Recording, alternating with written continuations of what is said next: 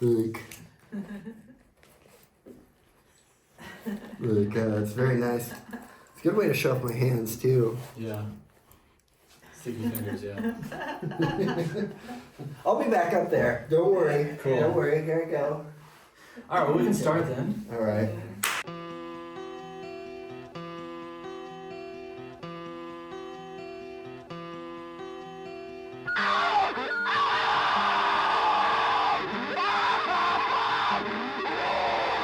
Hello and welcome to White Centipede Noise Podcast, where we give language to noise.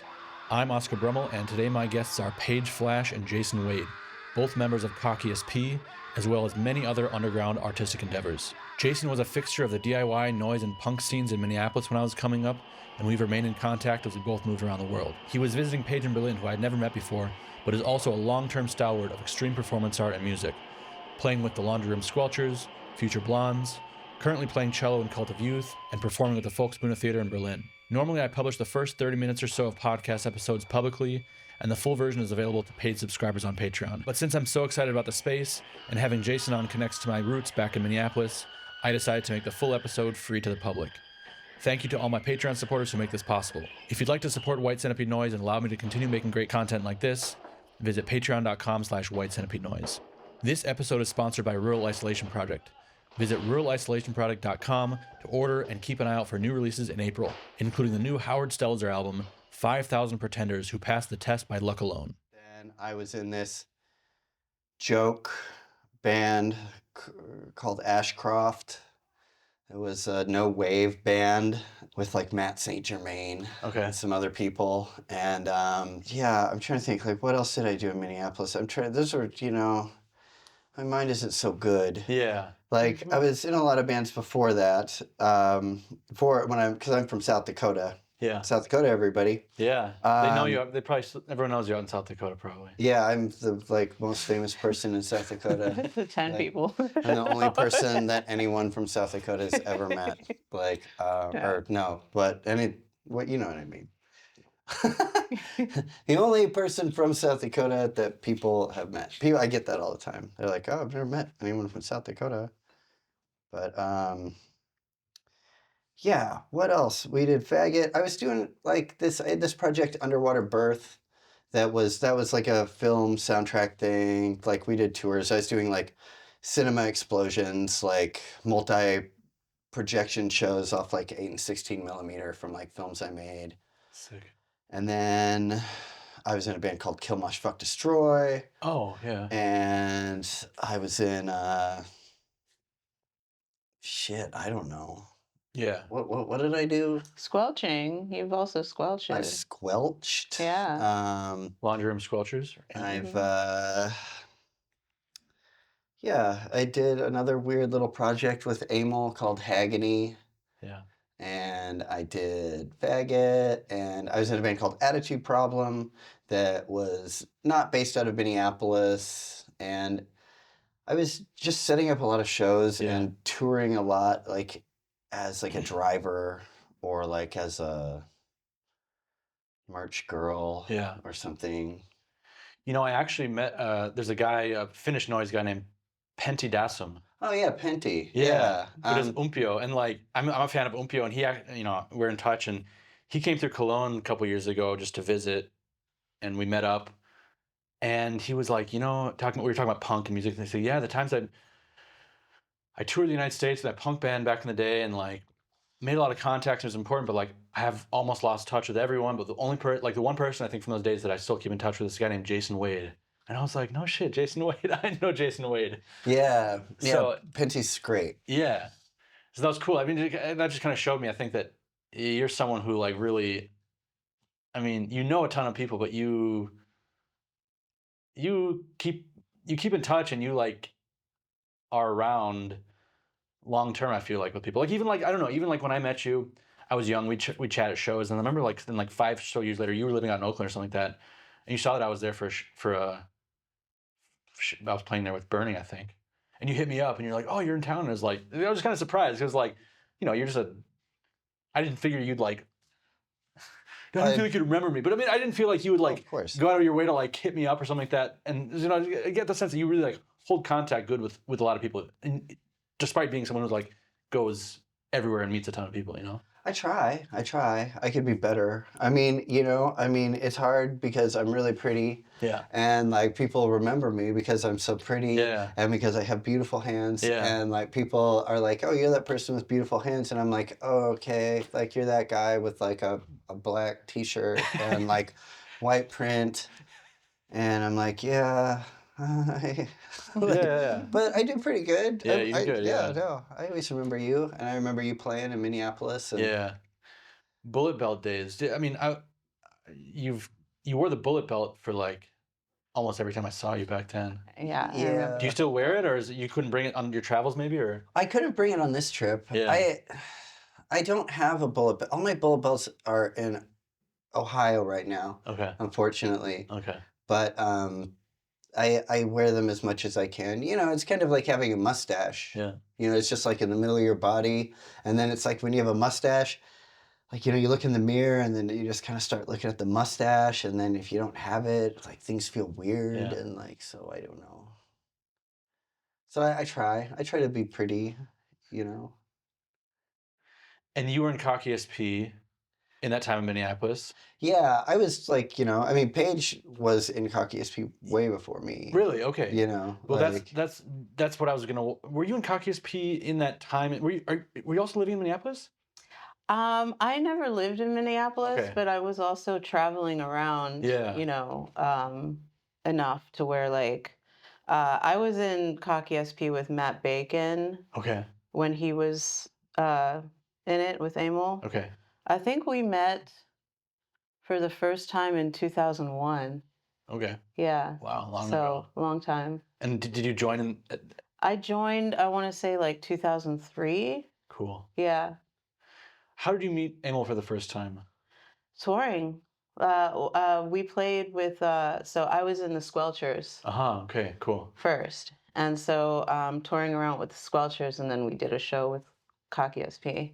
And yeah, just became like this.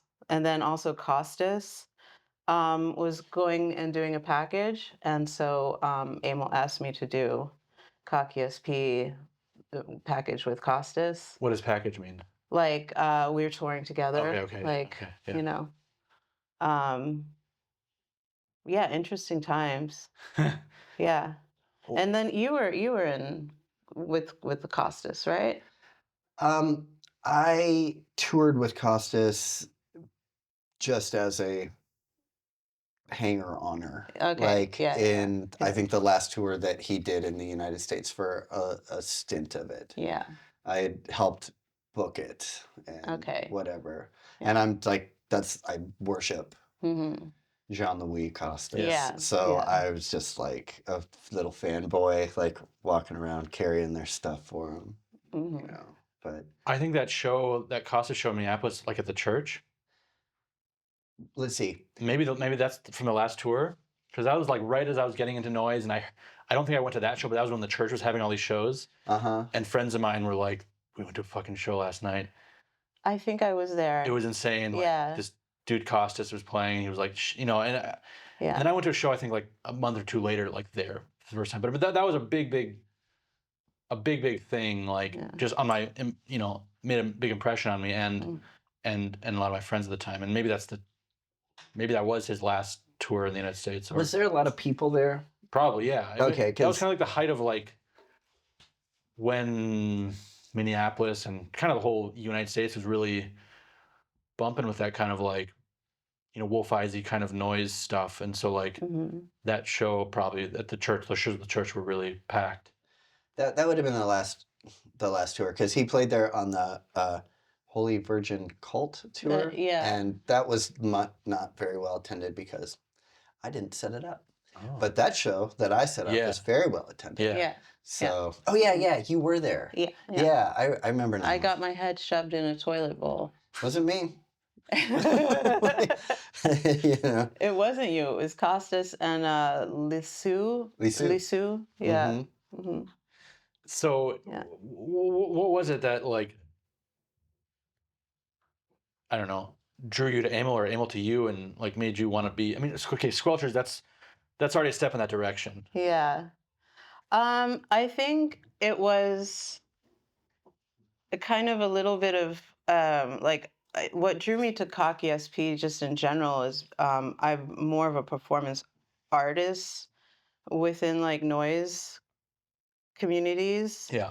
or groups rather than I am anything else. And like with the Squelchers, that was something that I was really big on. And to be honest, Rat at that time was kind of like, no, let's not do this so much performance, Okay. stuff. Um, and I think Emil saw that I like I like was coming up with all these ideas of like fun stuff that I wanted to fuck around with, and like pretending to be an audience member that like gets beat up and like there's blood and like there's like some lady, she said she worked for ambulance and like actually like you need to call somebody for like, and just having like those kind of antics, like I think Emil saw in me that like we were a good match Yeah. in that way. So it was much more. It was much more intense probably than Squelchers, Cocky SP. Yeah, for sure. Scream and Writhe presents a series of off-season Initial Shock shows in Montreal. March 28th at Casa del Popolo, Green Tea, Jute, High Grove, Ingress, Miox. April 25th at Petite Hours, Nyan, Shadow Pattern, Zach Rodin, Skin, Foul. Keep an eye out for another Initial Shock presentation at the Suoni per il Popolo Fest in June, followed by the third edition of the Initial Shock Noise Fest, the weekend of July 5th and 6th. Full fest details to be announced in the spring. Sign up for the mailing list at screamandride.com or follow at Scream and Writhe or at Initial Shock MTL on Instagram to stay in the loop. How did you meet Emil? I think I met Emil. That's a really good question, but I think I met him because I think like Faggot was playing shows with Cocky SP, and then like also like I'm booking a lot of shows, and then I'm like trying to show the performancey stuff, and so then I'm like talking to Emil because he had such a knew so much about that stuff, and then yeah, and actually like he asked me to be in the band the first, and I said no because like I had always thought of like Cocky SP as being like you and Elise and Matt Bacon and stuff, and I was just kind of like, I don't know, But then I realized, oh yeah, like everybody's in this band, Mm-hmm. and then Emil and I were doing a band called Hagony, and it was basically just like Cocky SP, and so we're just like, so I just did it. So Fun times. Yeah. And I always kind of think like it seems like Squelchers and Cocky SP. I always kind of think of those bands as like sisters. Yeah. Yeah. Like I think there's been a lot of crossover. Yeah. Between the members of those Yeah. bands. And eventually Rat did come around, and like now the Squelchers is like all about fucking doing like crazy shit. So Right. That's how I yeah. That's the association I have with them for sure. Yeah. Well, there was a moment when he was not into it. He was like serious about the sound and stuff. Yeah. He came around. Yeah. Oh, how close were you guys like with different members outside of the band, and like what was the preparation for a set like? I mean, I guess it changes, I think, and because like it depends on who's in it and like what's kind of happening. Yeah. I mean, what do you think? What's the preparation like? Jim Beam. Drugs. Like, I mean, there's definitely been a lot of shows. There's definitely been like when Jaime was alive, Jaime Carrera, and he was playing with Cocky SP. There's definitely like a lot of planning that went into some of those shows and some stuff, and we've done some thematic stuff, but for the most part, it's kind of like we maybe talk about our outfits. And, crack jokes, like think of the worst things, and like, eventually it's like, yeah, let's do that, Well, like you said, like you had like concepts that you brought to that. Yeah. I've seen Yeah. sets and videos of sets that were like clearly based around some sort of concept or they had some sort of theme, you know. Yeah, yeah. And there were certain characters there that were like also like totally unhinged. Like there were some people that were like seemingly kind of normal unhinged, maybe like you guys, and there were some people that were like seemingly really like dangerously unhinged. Like there was a woman there for a while who seemed really like. Oh, I wonder who that is. Well, I can think of a couple. I don't know. I mean, just What color was her hair? blonde. Oh, that's Nicole. Oh, okay. Yeah. Yeah. I mean, right. Nicole's amazing. Nicole's like an amazing, like natural performer that has like the best energy of Yeah. anyone I've ever met. Like, and she's definitely a little unhinged. Yeah. You know, I think we've all been there. Yeah. I can think of some other unhinged people that have been in the band in a very good way. Yeah, yeah. Not naming names, but What? yeah. I mean, was there? I mean, was injury and like physical danger, or was there any sort of like actual like I don't know animosity or violence or anything like that like happening between members that carried out on the stage? Or was that all like the thing that I saw like for example with Nicole, I think like some of the things I saw, it seemed like there was some real like No, I think it was all pretty good natured. yeah. You know, like I think that was all pretty good natured. Like, Except that time you threw a garbage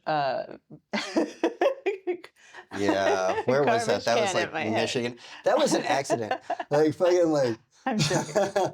like where was it? Like not Grand Rapids, fucking somewhere in fucking Michigan. It wasn't Lansing, but like we played some show, and you know, whatever. I think I was cordless at that point, so I could go wherever. My little pedal belt was Yeah. cordless, and like I was like out somewhere, and I just like picked up a fucking garbage can and just like, you know, overhand threw it, and Paige is in the middle of the floor, like, and I just saw the fucking metal garbage can just like come down and like fucking bean you like right on the head, and I was just like, oh my god, Paige is gonna kill me because she could fucking kick my ass, which has happened. Yeah. And like it's totally fine. and like fuck it, and then I came up to you and I was like, oh fuck, like I'm sorry, and you're like, oh that was great, Yeah. you know, because it hit her and she started howling and like, you know, Yeah. Were But there any serious injuries that came? yeah, Yeah.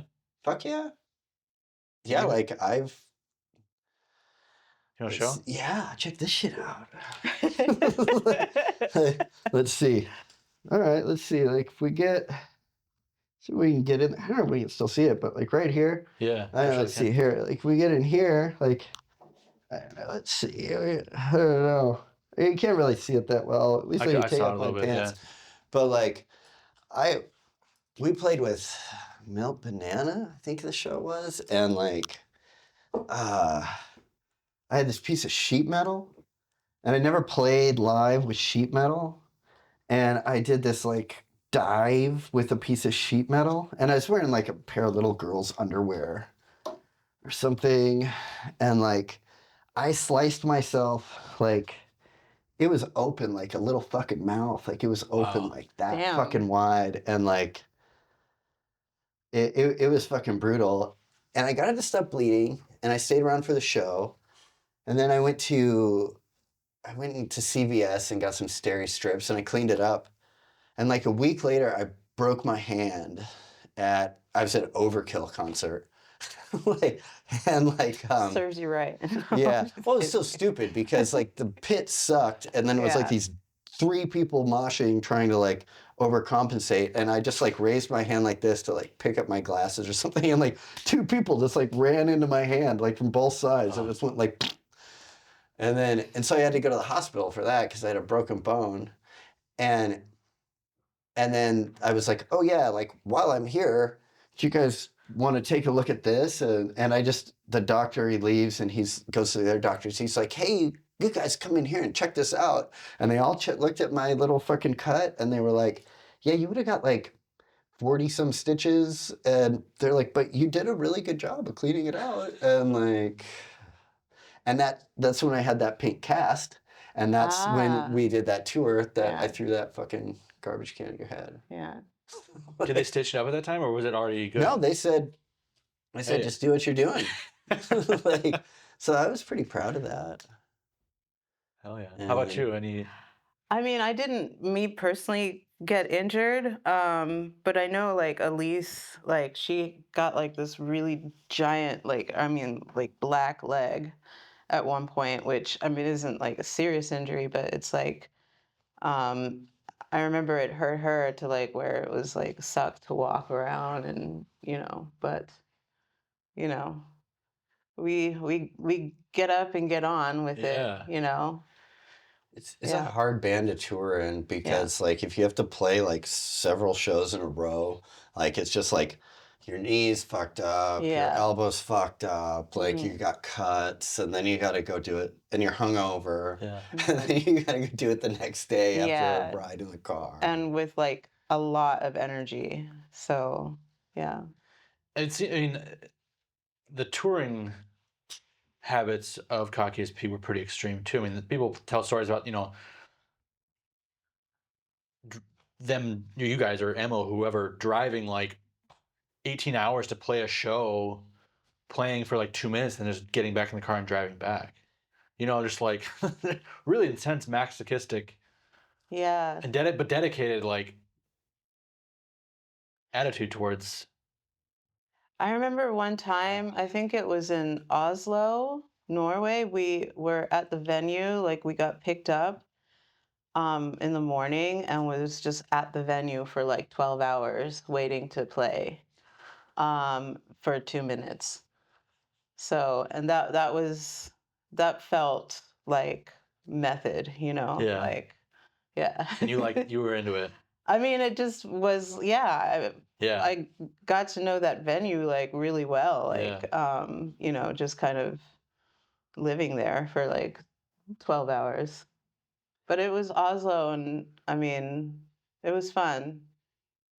That was a really good, like, just the people and everything, like, it was nice. I remember a Cocky E.S.P said, or maybe I don't know if I was there, if I heard about it, but it was in Milwaukee, and like apparently like the band arrived maybe late or something like that.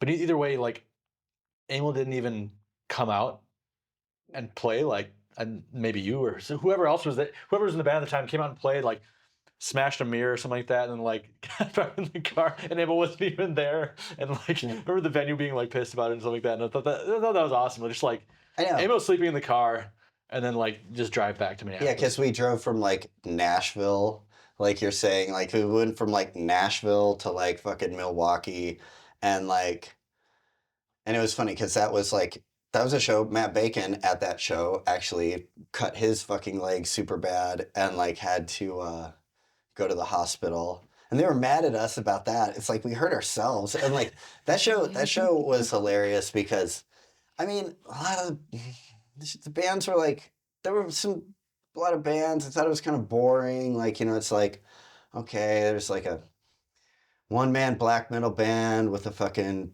candle. And I'm like, yeah, like this is fine. But, it goes on for a long time and everybody playing for a long time. And then we get up there and fucking Matt Bacon and Scott Burns had brought like these locker mirrors, like, or like the big long mirrors like this. And they brought these big straws and all this flour.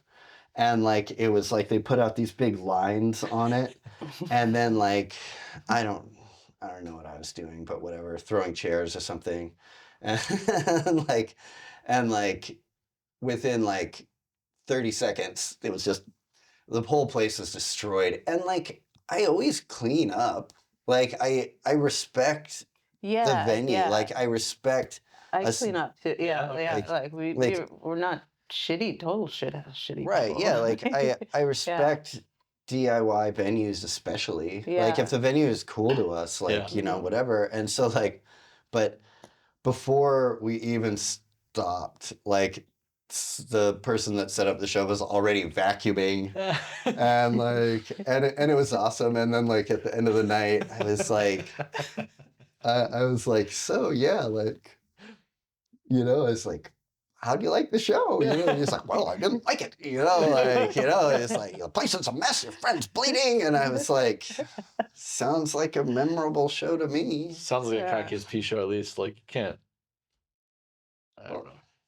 I think that's the thing is, like, I've been in a million bands. And I mean, before I even moved to Minneapolis, I'd toured a lot and been in a million bands, seen a million bands. And young people, they always ask me, like, what's the best band you ever saw? Like, what's the best thing? And I think about the time that, like, like the time I saw some fucking like emo hardcore band and the guy fucking who was well dressed was sick and he fell down and he puked and fell in his puke, or like the time that a stage diver like accidentally slit his wrists on a broken bottle, or the time a guy broke his guitar in half on accident, or the speakers fell on it. So it's like I've seen all the best bands in the world play, all the best musicians, but I don't remember. They all blur together, but I remember the time that something went wrong. Yeah. Yeah. So that's kind of what I want to be in the band where something goes wrong. Like, I want it, I don't want anyone to get hurt that doesn't want to get hurt. Enjoy it. I don't want to like ruin anybody's stuff. Like I want it to be consensual, like, but that's what I want. Like I like horror movies. I want to go to a show and be afraid. Yeah. Like consensually afraid. You want to see the audience like slowly moving towards the back. Yeah. Yeah, totally. I mean, or hiding. Like. Normally, this is when I'd be ending the public version of the episode, and the rest would be available only to paid subscribers on Patreon. But as I mentioned in the intro, I'm making the full version of this episode available for free. I hope you're enjoying this episode with Jason and Paige, and I hope you can see how much love and hard work goes into these episodes. I have more in-studio episodes coming up soon from Trepanering Zertruellen, filmmaker Devin Horan, Primitive Isolation Tactics, and more. If you'd like to support this operation, help with the costs of maintaining this physical space, and get access to other full-length episodes, go to patreon.com/whitecentipedeNoise. And it's great too when you just blue ball them. Like when they're ready for something really scary to happen, and they're all like, whoa, and then you just come out there and you're just like. I think that was my favorite Cocky E.S.P show, like that I saw. I wasn't there, but it was hilarious because of the audience reaction. Was when Matt Bacon and Emil like got acoustic guitars and they had like these like cute little cardigans and they had like wine glasses and just basically played guitar like acoustic, and everybody was just like, what the fuck, get up, like like I feel like I feel like some of the sets when I don't know many times I actually saw Cocky E.S.P, but I heard a lot about it, and I think some of the few sets I did see though, it was like didn't get as intense as it was like just like people screaming at each other for like a little while, and then it was like over, and I was like, I thought they were gonna like kill each other. So sometimes it was like kind of like blue balls, but it seemed like that was also like kind of intentional. Well, I mean, you can't. It's not intentional to blue ball anybody. Yeah. Like each show is different. Yeah. I mean, and you can't exactly. You're not exactly like. You're not exactly doing it for other people. Yeah. Like, you don't want to like give them what they want. Yeah. Like, you know what I mean? Like, I mean, that was like never my point of like being in bands, like to do something that the fucking audience likes. Yeah. Like, this is for me. Like, it's like if you want to see me do something for the audience wants to see me do something for them, I mean, they can fucking pay me and like, whatever, I'll get up there and play fucking Happy Birthday or whatever fucking song people like, but it's just like, yeah, it's supposed to be harsh. It's supposed to not be what you want. Yeah. Yeah. Yeah. Like, Yeah, I think Cocky E.S.P represents really like one of the poles of like the important poles of noise music, and that there's noise music that is really like, I don't know, it's like it's music. I mean, it's like music that sounds it sounds good, and it's designed to sound good, and it's like really like serious, you know. It's engineered to sound good, and it's about making pleasant music with these elements of noise in many ways. And then there's Cocky E.S.P. Then there are other noise bands that are really about just like, it's almost like the concept of noise being just like absolute rejection and like frustration and irritation, and you know, kind of works in opposition to, you know, sound, what, you know, what it meant at the end of the day is like sound art, you know what I mean? Anti-music. Yeah, it's really anti-music, that it's like really just like there Yeah. to really get under your skin and irritate you.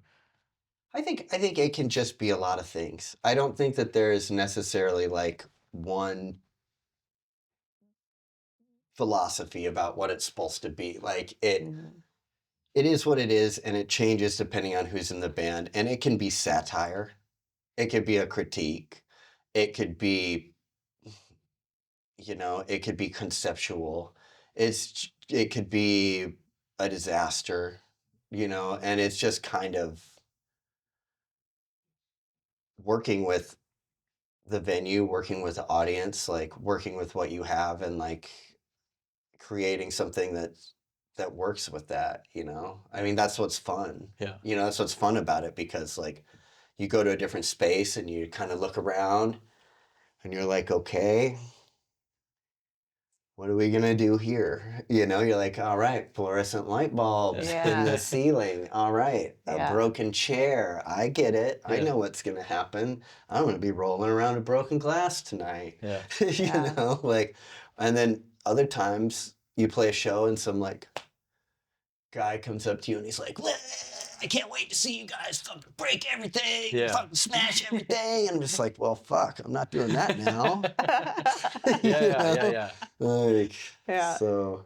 Yeah, that is really like, it seems to be really also about like not fulfilling expectations. Yeah, I mean, it's kind of when I do it, it's for me. When I do it, it's for me, but also like something that I want to do to fuck with the audience too in some sort of way. Yeah. Like I'm always thinking about like how to fuck with the audience, but that's just me personally. That's not everybody else in the group, you Yeah. know.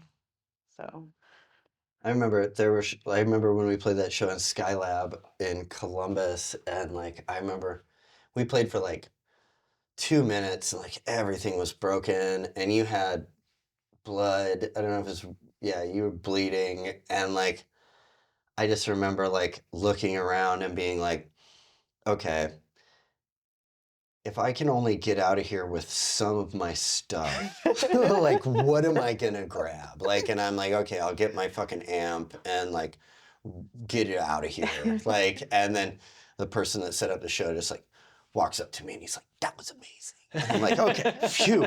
Like, because you know. And then you can ask about, is there any door money? You know, like. Oh no, he came up to me with $200 and he was like, Yeah. "Here's $200. That was Yeah. amazing." And I was like, okay, cool. I'm gonna get it. That was that show that like downstairs there was like a graduation party for some people, and they had an open bar and they had like free pizza. yeah. And you and I were just down there. Like I think we like missed the show. We were just downstairs like at their party, like drinking and like eating. And then somebody comes downstairs and they're like, "Hey, are you guys in Cocky E.S.P?" And we're like, "Yeah." And they're like, "I think you guys are supposed to play right now." And like, so we just like grabbed some bottles Great of whiskey set, like- and like fucking went up there. Yeah. And like, yeah, I think I was really into like setting up a table with our merch on it and like destroying it all. And like, I don't know. Because I destroy my own stuff. Yeah. Sometimes other stuff gets broken. Sometimes other people get hurt. But that's not what I'm intending. Yeah. You know? Like, I don't intend to, like... Yeah. I don't try to hurt anybody. Like, You guys have kind of like said what you like the most about doing these performances, but what would you say is the worst Cocky E.S.P performance or set that you've ever experienced? I mean, when it goes for more than, like, 3 minutes, I'm just like, fuck, man. Like, I get bored. I'm like, oh my God. Like I like a 30-second set, like a 2-minute set. But like after like fucking like 3 minutes, I'm just like, we've already said everything that we were gonna say. Like let's just fucking go. Like I already hurt my stuff, like or I hurt my leg. Like I just want to go have a beer. Yeah. Like, What about you? I don't know. I think I like them all. Like, I don't really feel like I had a bad time, like at any set. I mean, yeah, there's some times that like I felt like it was too short. But like everybody else was just like, man, that was too long, So yeah. like, There was but yeah. I think Johnny Cash told a story about seeing Cocky SP one time, and like, I don't know if either of you guys were there. I don't know where it was, but that you guys they spent like a bunch of time like setting up these like mini amplifiers, and it'd be like a mini instrument set, Uh-huh. and like within like a second of like turning on to play, like Emil tripped over like the cable and like unplugged it, and then it was just like over. It was like it was like just And then that's didn't even happen. And perfect. there's like, Yeah. okay, that's it. Yeah. That's Yeah, definitely. Like Yeah. sometimes that's just the way it goes. Like Yeah. I remember, I think it was Nicole and Emil and I drove to Madison to play, and we played a show, and like we started, and like something got thrown, and like the top of the glass on like a pinball machine got broken, and what the Wisco, and like fucking, there were all these normal people there, and they had like a big fucking table full of drinks, and like fucking that got knocked over, and like fucking like 30 seconds later it was just done, and there was like so much broken glass. It was perfect. Like, like, Yeah. so, but we drove like, yeah, 5 hours to play for 30 seconds. And What's Emil like? Because I don't ever think I spoke to him, and I don't think I ever heard him or saw him speak or heard him speak to anyone. And I tried to contact him last time I was in Minneapolis about potentially interviewing him, and I didn't hear back from him, which it's fine. I was kind of expecting that. But what's he like as a friend? he's a sweetheart. Yeah, he's a really sweet guy. He's He cares about you, and yeah, um he just wants to do art, but sometimes he just wants to be alone. Like even for us, he's also that way. So Sure. yeah. he's an introvert, I would say. Yeah. Like, I mean, he's a sweetheart. He's like a very talented artist, and he's very knowledgeable about art and music, and yeah, he's fucking great. It's amazing, like all the stuff that he's put together with the band, like over the years. Yeah. And I mean, really, like the amount of stuff. I mean, if you look at the website, at cockysp.org or com, or I think it's cockysp.com, like, but like just a fucking list of releases is insane. Yeah.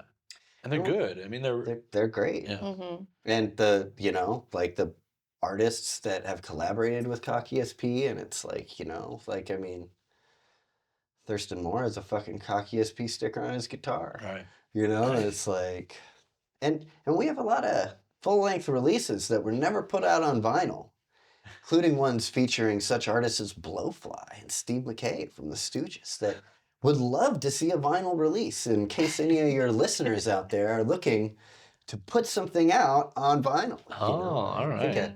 many releases that were just completely excellent and just are only on CD or something. So Were think you about on? it. Were you on some recordings? Were you on? I don't. Yeah. Yeah. Both of you guys. Both of us. Yeah. How did the recording process go for Cocky SP?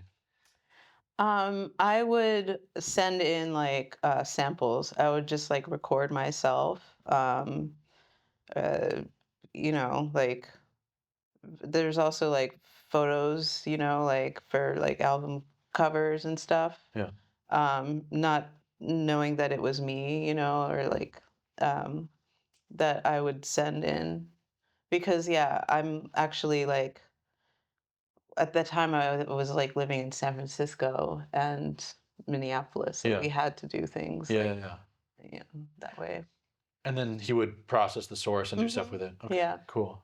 Mhm. The recordings and the live shows are completely different Yeah. things. Mhm. Yeah, I mean, they're very, I mean, the recordings are really loud, almost Japanese style, harsh noise in many cases. And the performance could just be whatever, sound wise. Right. So was Right. that Emil putting, I mean, how did you work with him, for example, if you were in Minneapolis? Or how did you contribute to recordings? I usually record with like if I can with like I'd record with Emil. I've recorded a lot of stuff with Grant Yeah. Richardson. Yeah. Hi Grant. Yeah, I agree. And like fucking like my friend and one of my main collaborators nowadays, Poopy Necropande Mm. from the band Sockeye, is a recording engineer, and he's helped me record a lot of stuff. I usually try to have somebody help me, like, because I'm not really that handy. I'm more like pretty, Yeah. like, and like, so, and I have beautiful hands. And so, like, I just stick with that. And then I'm like, okay, you can help me record, right? You can help me, like, fix my car. Like, so other people do the technical stuff. Yeah. And I have this, while you're looking at your notes, Yeah. I can talk about me. And I put out this record. It's a Cocky E.S.P 7-inch. It's a split with Black Blake, who I'll be on tour with soon. Did you put that out yourself? I did all by myself. Oh. And can you believe it? I can. I did all the little things. I even like packed them together. Oh. And I talked to Morbid Mark, who did all the artwork. Someone I always wanted to work with. It's very pretty. And you can get it. You can send me money. We'll have a link up on the links flashing right now. Jason dash Wade dash one right here at Venmo. That's me. And I won't Dash be one. back. I won't really be back where all these records are until like April or May. But you can just send me like $14 if you're in the United States. I'll just mail it out to you. And you can also just send me money for like no reason. Yeah. Like because I'm dying. Exactly. Yes, So- I'm actually dying, and I only got a short time left to live, and it's your last chance to give me money or have sex with me or whatever thing that you've always wanted to do, like so. Because you're in Europe now on the last leg of your world trip. You've been, in Asia, Africa, all over, and you took this trip because you're dying, right? I'm dying. Yes, I've been diagnosed with a rare disease that no one else has ever had. What's it called? And Jason Wade's disease. Oh, it's like they're Lou gonna Gehrig? name it. They're gonna name it after me. Yeah, like I'm gonna be famous like Lou Gehrig, Yeah, or yeah, like yeah. whatever. And so it's like Jason Wade's disease. It makes you incredibly beautiful and incredibly smart, Uh-huh. and then you die, and it's terrible. So keep those donations coming, Yeah. To and ease I'll the put them to a good cause. yeah. a glass coffin, maybe. A beautiful Okay. glass coffin, like like Sleeping Beauty. Yeah, like a monk in Thailand that like is in a temple and they're in a Yeah. glass box Yeah. and like Mummified. yeah. I'm actually doing all this traveling because I have the ability to fly very cheap right now through the hookup of a friend. And if anyone else out there is a flight attendant or knows a flight attendant that wants to give me free flights, or you can give me flight miles. So, contact me at newmexicanpizza@gmail.com, and I also like records and shiny stuff, I'm really open Okay. for the kind of donations it'll take. Yeah, sure. Well. And I know I'm in Germany now, but I'm not really into poop. Okay. We were talking about this earlier, how this is kind of the poop porn capital of the world, like all You're these not into it. videos, people So getting no fucked. frozen turds. Yeah, Don't people send getting frozen fucked, some guy turds, getting like- fucked with a frozen turd or whatever. Like, it's like, that's cool. that's fine. That's not my thing, though. I don't want to receive any frozen turds. But most other things. Okay. Cool. Yeah. Well, we'll put your home address up there. Yeah, that's what I want. Phone number. I want people showing up at my house. Definitely don't with send frozen turds. no like- frozen turds or Yeah. unthawed turds or like, whatever. Like, but, whatever. I think it's a monetary value. Yeah. I need a car. Yep. Like, Well, make a wish. You mentioned Jaime Carrera. Can you tell me a little more about Jaime? He was someone I knew in Minneapolis, and had really good experiences with him.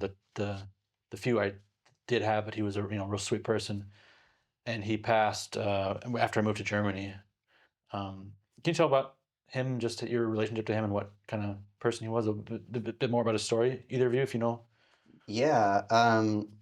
Jaime was amazing. Jaime was one of my best friends, and Jaime basically fucking died because he was born from illegal immigrants in the fucking country, and he got sick, and he he was afraid to go to the hospital because he thought that he would be fucking deported, so he died fairly young for like something that could have been prevented. And but Jaime was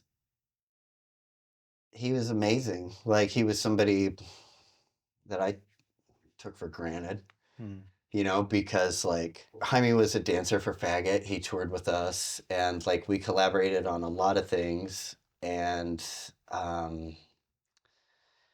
he was always kind of a pain in the fucking ass, and like because he was always like, no, like, do this, and of course he was always right, and like and so I just like was like, oh yeah, here's Jaime, fucking like bitching at me or whatever, and so like I just always assumed he would be there like bitching at me, or like that we'd always be talking shit, or like we used to get together every Wednesday to work on projects, and we would just start drinking, and then we would look at our notes at the end of the day, and we were like, okay, we're going to use attractive people, and it's going to be short. These were like, like, these were our ideas, but like he worked a lot with E.S.P. He was a great performance artist. Him and I did the Jesus performance thing, which was like a choreographed piece that he put together that we did on Easter. It was part of a series that he did, the Terrible series. It was like, I don't know. I shouldn't talk about it too much because I'm not Jaime, but like, yeah, then that whole series was inspired by me because he was like, you know what? He was like, you just like anything that's terrible. And I was like, yeah. It's like, yeah, you know what? You're right. Like, but yeah, and Jaime's partner, Nick, actually just passed away as well. Oh no. And so that's sad. I think he pretty much died of a broken heart because God, I didn't know that. after Jaime died, like, he just never came back. But yeah, if anybody out there should check out Jaime's art, and hopefully there'll be like an archive or some more of that stuff that's done. I know that Tim Carroll, who was the singer of Faggot, was working on he does a lot of archiving and stuff. So hopefully more of that stuff will be available because Jaime did so much. Yeah. Rest in peace. And Paige, you you live in Berlin now, so you're a visitor, but you're living here Yeah. like permanently now? Yeah. Since when have you lived here? I've been here for 3 years now. Okay. Sort of in and out. I'm working in theater. Cool. In a theater production. So it's really nice. It's a lot of things that I have done coming full circle. Like, Cool. outside of just being a performance artist, I also play cello. Right. in this piece and take shits on the floor and go into a scuba tank for. Oh, really? Yeah. You're not joking. It's like real deal, like that style. Yeah. Wow. Wade's coming to see me tomorrow. Mm-hmm. See the girls. Wow. Yeah. And it's with Florentina Holtzinger is the artist that we are all working under. Wow. And I mean, we tour, and there's also many productions. Yeah. But I've mainly been doing one with the Volksbühne here in Berlin. Wow. Mhm. Heavy. That's awesome. Yeah. Are you like classically trained? I mean, I was not trained. Well, I grew up Jehovah's Witness. Okay. And that's a doomsday cult. They believe you're all gonna die. 1914 was like the first date, a long time ago. Yeah. But my parents wouldn't allow me to do any of that thing. So I'm self-taught. Yeah. Is the main thing that I say, but Yeah. not ever really self-taught with a cello. Like I've had tutors, and I've put myself through like some like music school programs throughout the years to learn. And you play cello in Cult of Youth, right? Yeah. And how long have you been playing in Cult of Youth, and how did that get together? So Sean, who is Sean Reagan. Yeah. He and I have been in other bands before. Like Future Blondes is the one that Sean and I kind of like got to know each other. Cool. And collaborate with, and I would bring the cello, and Sean asked me to be on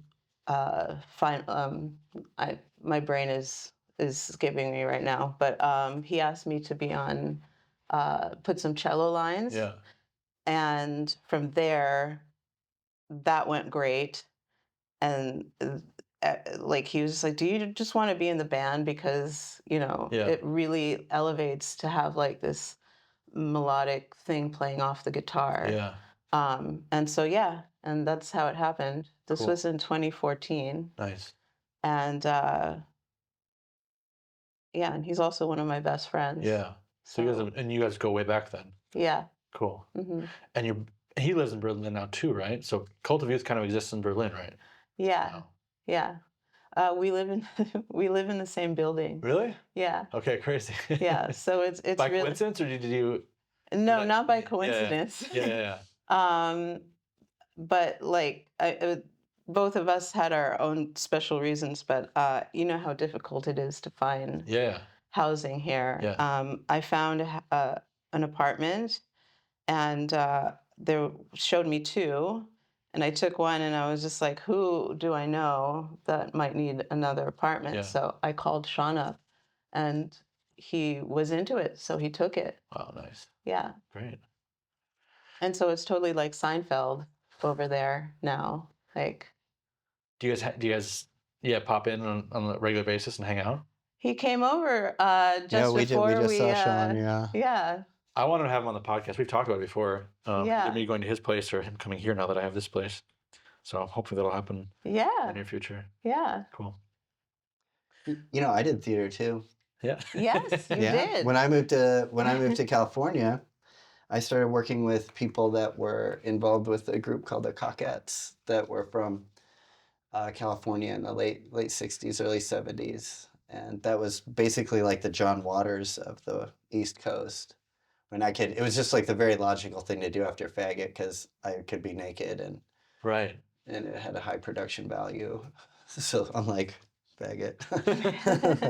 And then actually I started playing, and I still play now, with this guy named Carl Linkhart.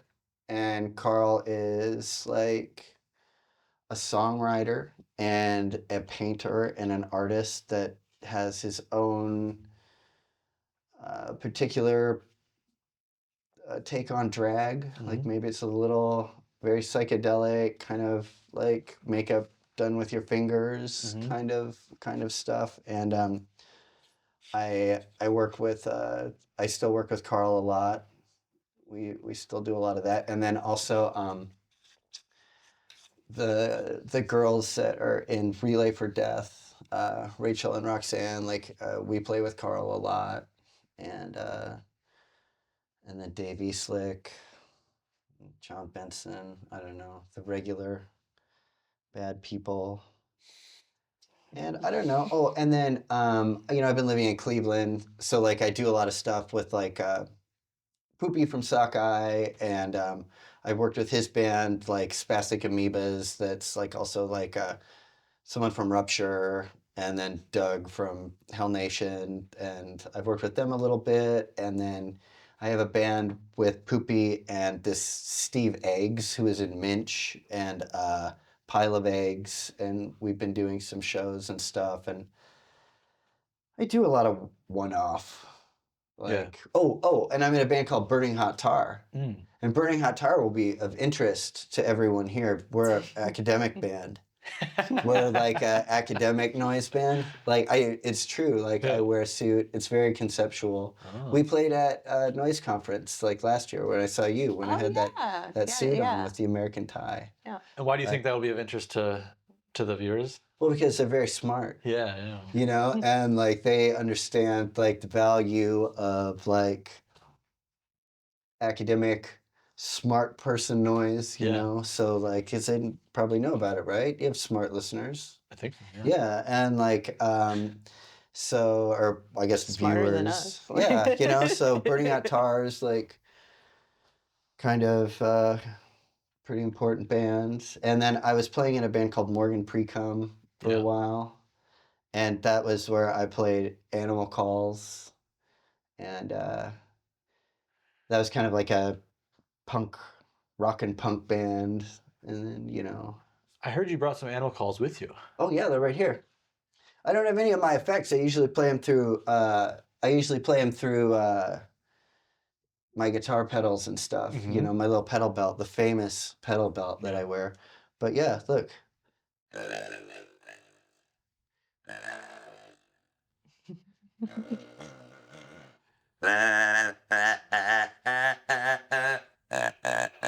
See, and then you can imagine if I had a bunch of pedals. Well, what animal is that? That's actually a deer. Wow. Yeah, so apparently when nobody's around, like deer are doing some really fucking weird shit. Like they're just like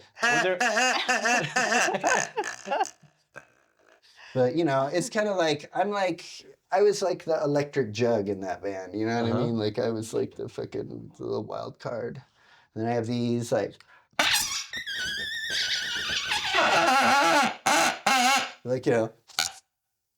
this. The high pitches I can't do. Yeah, that's gonna be good for your listeners. For my cello playing. Yeah. Just a little taste. Just a little taste. Yeah. Then when I play the Animal Calls, that's for the people. Yeah. Like a lot of my other projects, I'm like, whatever, fuck you, pay me. Like I'm doing it for me. But the Animal Calls, that's for the people. Yeah, they like that. And the animals. And the animals, yeah. Like, so, and it actually worked. I have a turkey call, and I was standing outside one day with a bunch of turkeys, and I stood there, and this big fucking turkey. Turkeys are scary. They are. Like, they're like this big. Cool. They're like little fucking dinosaurs. And like, this fucking turkey, the big Tom turkey came up to me, and he was just like, he got like this close to me. He was like fucking looking at me. Frightening. And I was so scared because I was like, okay, if I run, this fucking turkey is gonna kick my ass. Yeah. And like, do I have to just try to fight this big bird or whatever? But he eventually went away. Paige, what do you think about the difference between living in the United States versus Berlin or Europe as an artist? I think that there's a lot more like care and about like art. There's more opportunity to get funded for art. People go out to see things just in generally speaking. Like, I mean, people go out for shows like in both places. But here it's kind of a cultural thing, whereas I feel like sometimes in the States, it's very particular to, and I'm talking general, like not just like it's a community like noise communities will go out, Yeah. This is different. Right. It feels like if people don't know that, are if they don't know the band, they're not willing to take as much of a chance. Sure. Or if it's In the theater, States. yeah, if it's theater or something, then they're not as willing to try to see something new. They want to know that it's going to be entertaining Right. rather than art. Yeah. And that culture, I feel, is here. Like they have it a little bit more. Um, uh, yeah, I mean, generally, the entire scope of everything, as an artist, you still don't make that much money, Right. you know? Yeah, sure. So, um, that's still a thing Yeah. all around. Are there any disadvantages you feel, or you feel things that are different here that aren't as good as in the States? Um,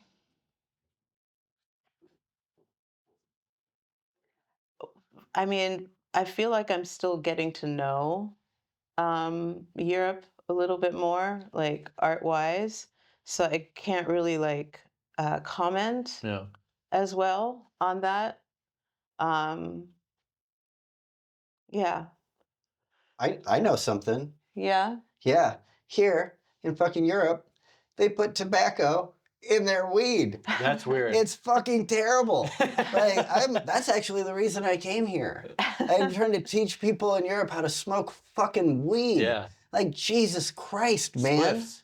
Yeah. With a little bit of weed. It's like a Tobacco. cigarette with a little bit of weed in there. Yeah, it's like you know, you have like a good beer. Yeah. And you're not gonna like be like, oh, put some fucking diarrhea in there, you know? It's like you're not gonna put fucking. I mean, maybe I guess people in Germany are into some weird shit, but like, you're not gonna put diarrhea in your beer, you know? Yeah. You're gonna like Yeah. vomit in it. Like, why the fuck would you put tobacco in your weed? You Yeah. know? It's just like, I don't get it. fucking get with it, man. Get with it, Europe. Takes the edge off. If you're a not a real smoker, if you're not a real pothead, it's like you can just get a little bit high. That's what I liked when I Oh, first you came like the tobacco? when I first You came, fucking sold out? Yeah, when I You're gonna first came put here, it I on was like- TV? You're gonna let people know? well, like I don't really Like- smoke weed, but like so like when I did that, I was like, okay, I'm just a little bit high, and that's kind of nice.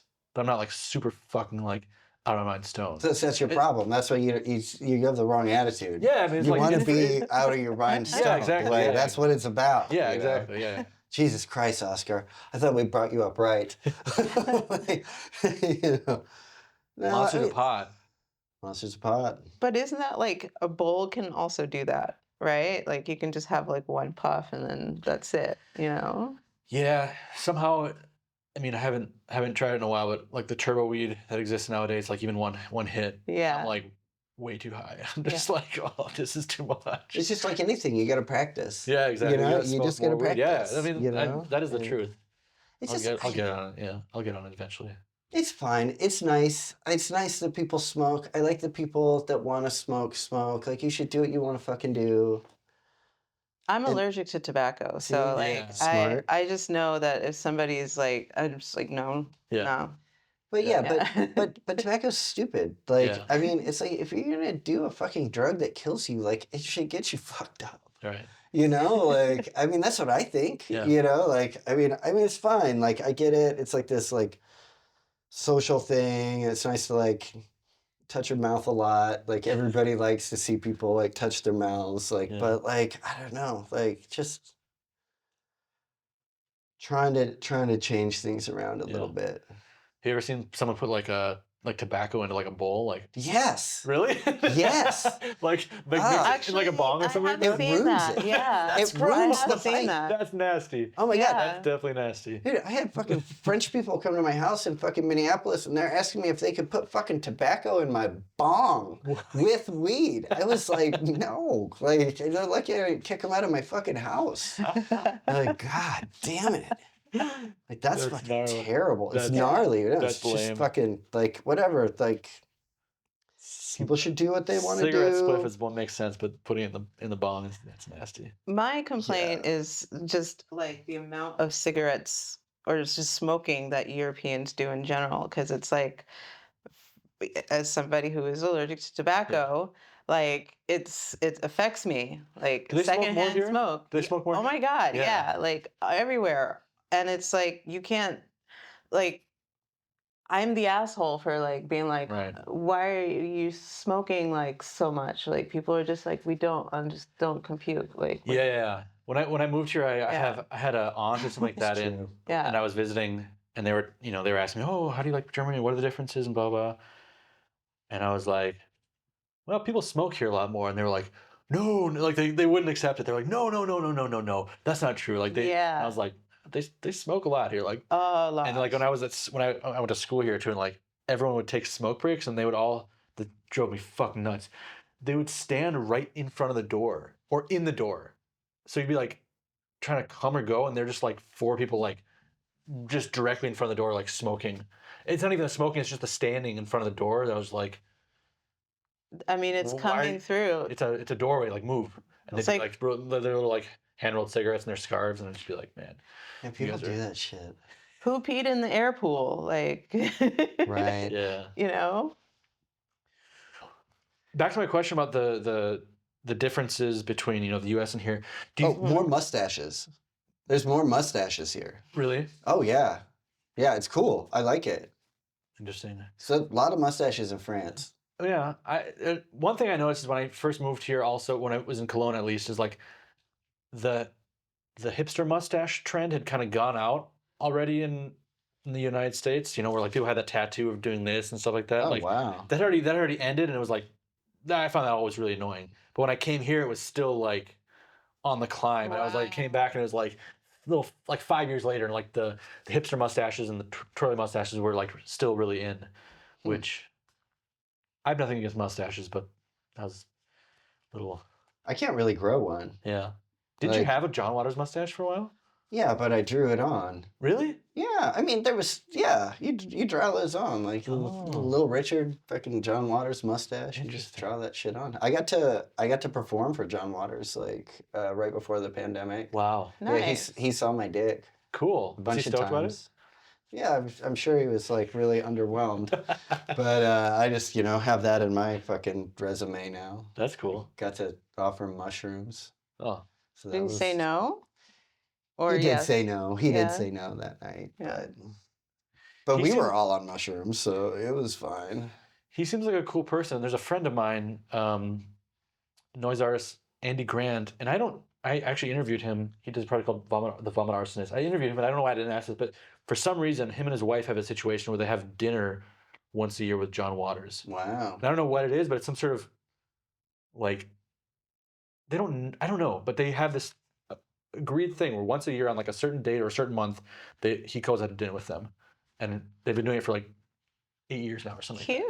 They should And they invite said- me. Hey, Yeah, invite me if yeah, you're listening. Like yeah. I'm really I- charming I and do pretty. I do need to ask him like what that's all about. I meant to get the story behind that because it's like the ritual.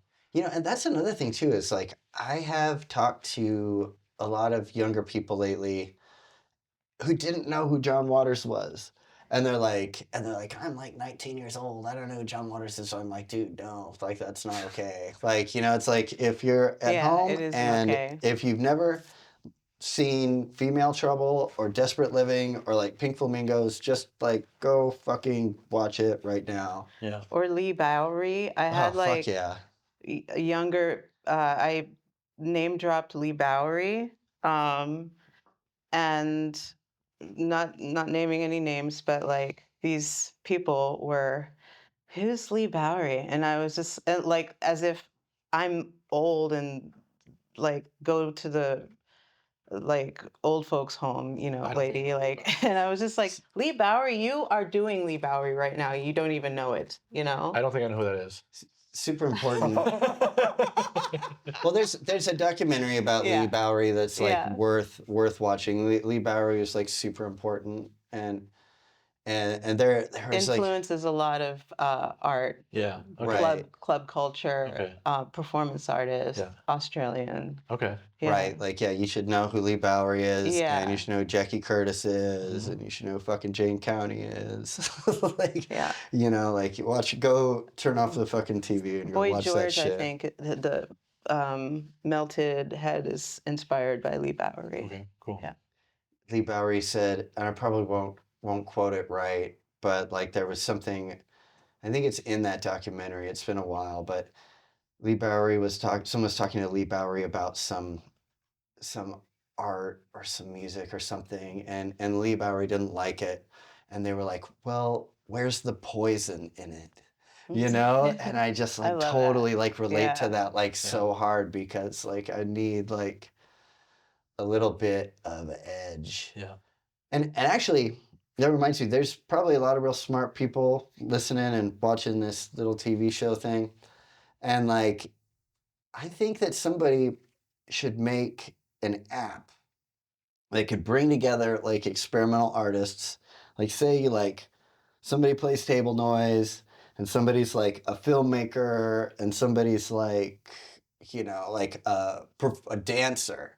And it's like a lot of stuff could use a little bit more performance in their performance. Mm-hmm. And there's a lot of stuff that maybe, they could just use like help with the music or like a visual or something. Mm-hmm. And it's like, if you had like a little app, Mm-hmm. and you just like bring some people together.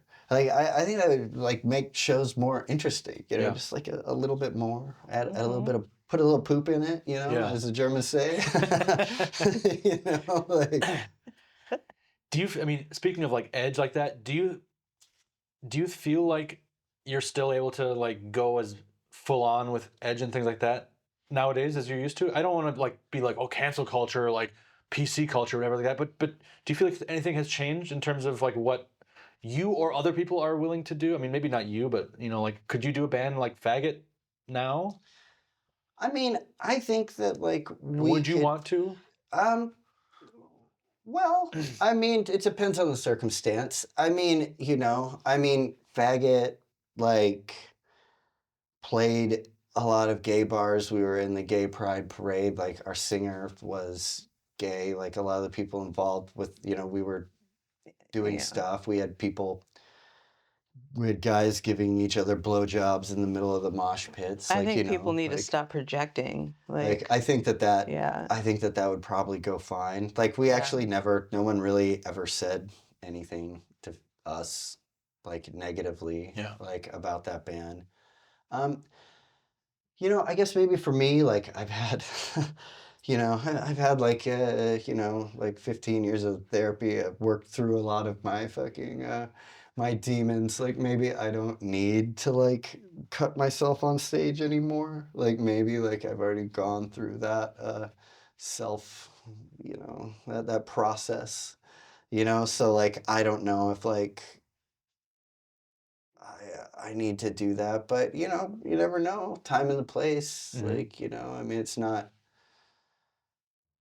I don't think like, I think like a lot of the stuff that I've done, like people put it into like a shock category, which I always think will be like a little silly, because that's just like I'm not actually doing this for other people. I'm doing what I think is awesome. I'm doing what I want to see. Mm-hmm. You know what I mean? It's like if I'm up there like sticking the headstock of my guitar up my singer's ass, like past the two fucking tuning pegs, like it's not like because I think like people are going to be like, oh my God, like I'm like thinking like people are gonna think this is awesome, Yeah. because like I think it's awesome, and like this is for the people that like stuff that I like, Yeah. like it's And some things are just not for everybody. Right.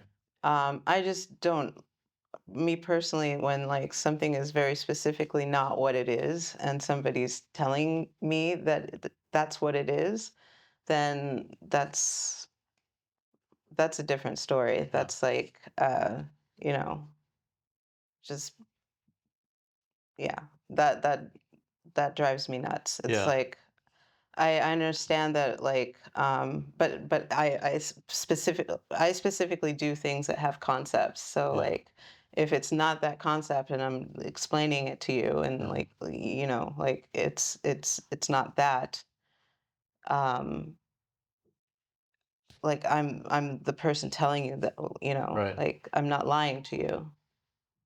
Right. And you think, but it seems like people don't maybe don't always even trust that, or they don't believe it. They'll still make decisions or Well, yeah, judgments or whatever about what yeah, it is, yeah, or what they think it might be. yeah. Which, and I'm just talking about like specific, like this is not what this is. Like it's not. It doesn't even look like that. Yeah. Like it's not that at all. Yeah. You know.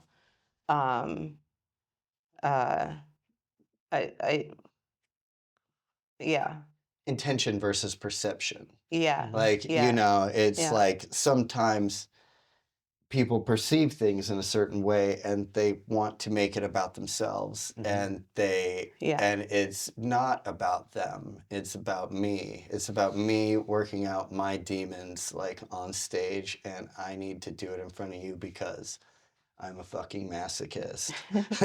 Like, and it's like but it's not anything. It's not that. It's not it's whatever it is not that is. Yeah. Like it's not that. Yeah, yeah. Like Sure.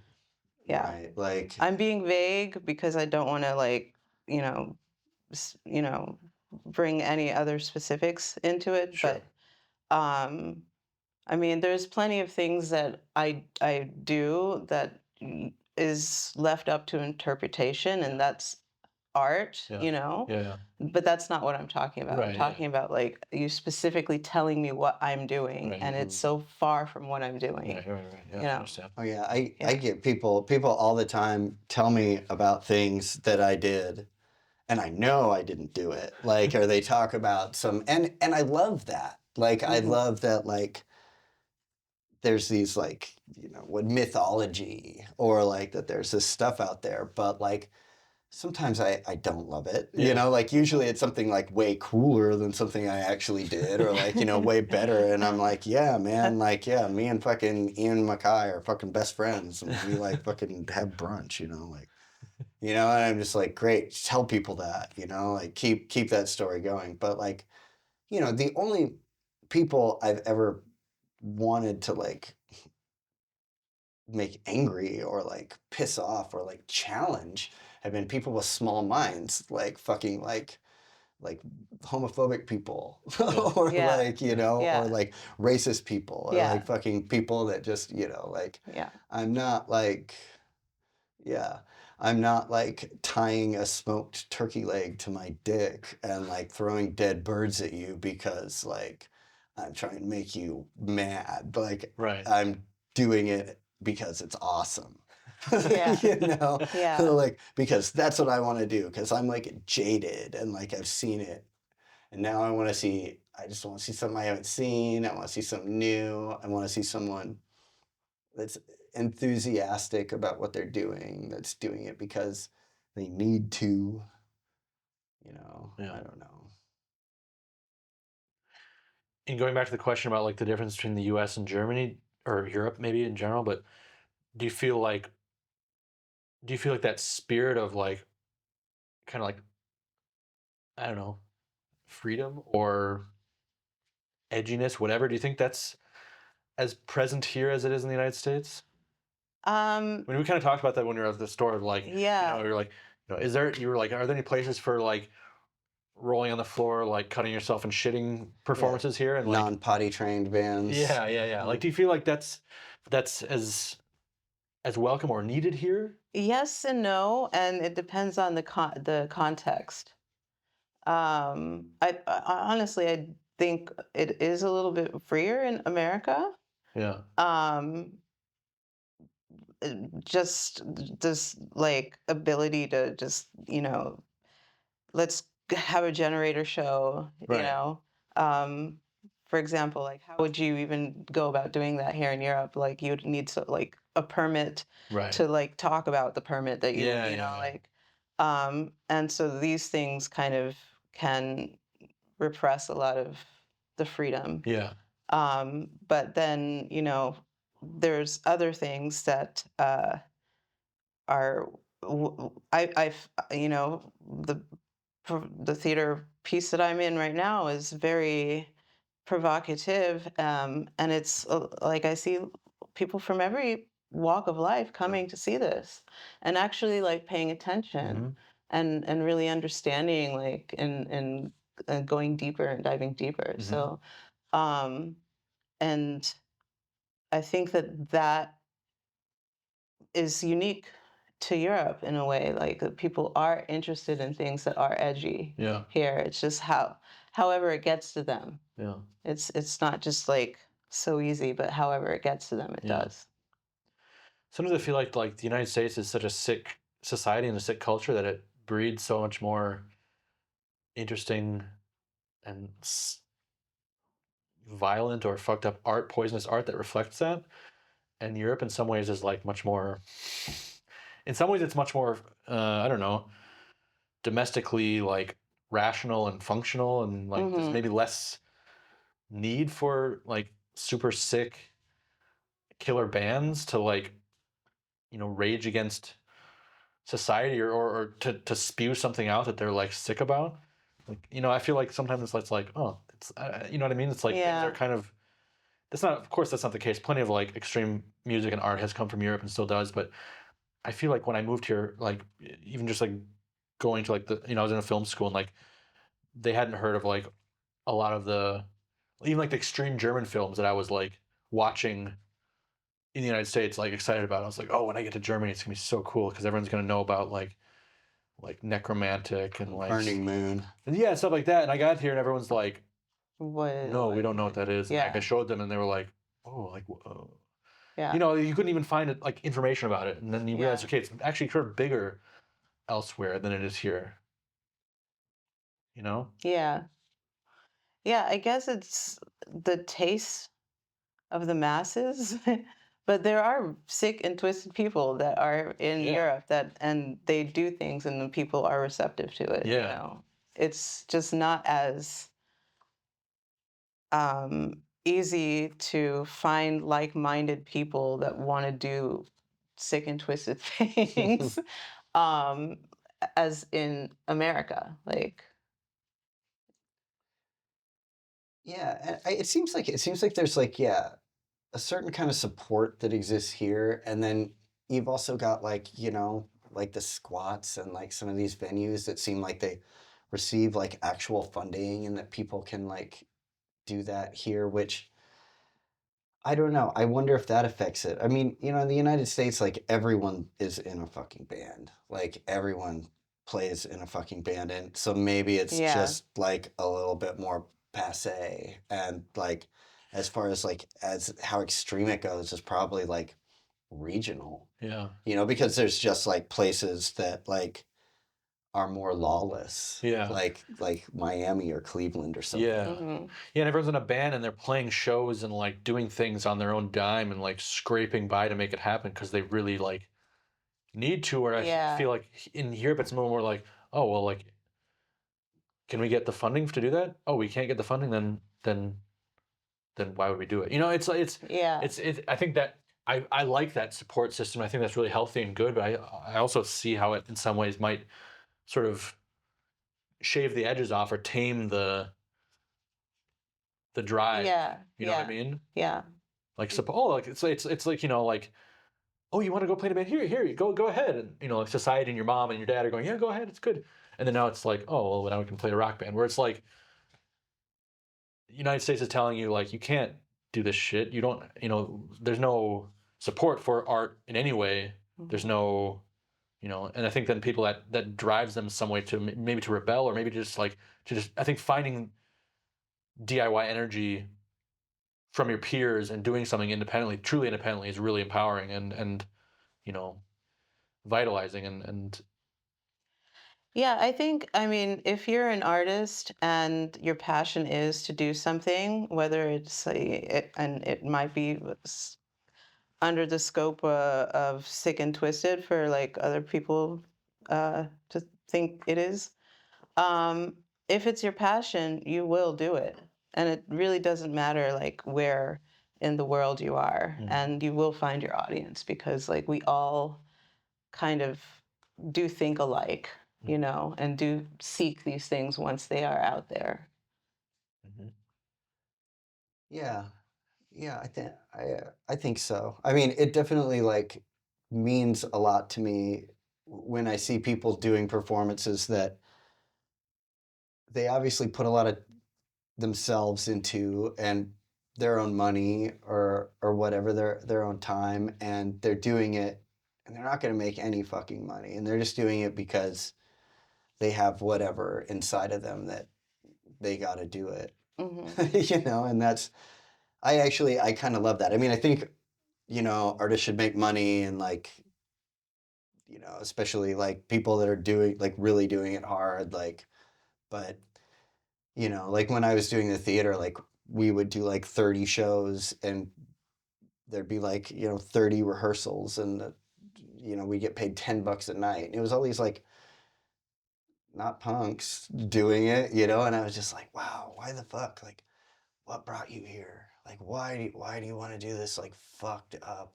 weird theater? Like, Yeah. you know, and it's like that always means a lot to me, you know, just like when people have this passion for it and they're not going to, you know, necessarily benefit, you know. I mean, we all benefit from it. We meet people. We have like, you know,